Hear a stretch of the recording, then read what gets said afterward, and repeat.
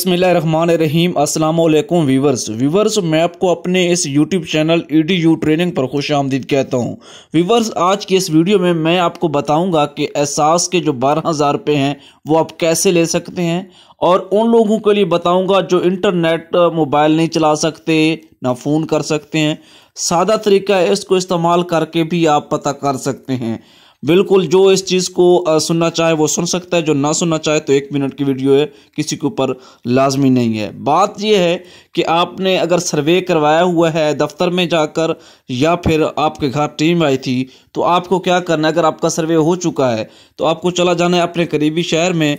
वहाँ से बैंक अल-फलाह या फिर हबीब बैंक के जो है कुछ छोटी छोटी शॉप्स होती हैं, उनके नुमाइंदे बैठे होते हैं, उनके पास मशीन होती है, वहाँ पर अपना शनाख्ती कार्ड जाएं, उनको चेक करवाएं। वो आपसे 5-10 रुपये लेंगे, आपको बता देंगे कि आपके पैसे हैं या नहीं हैं।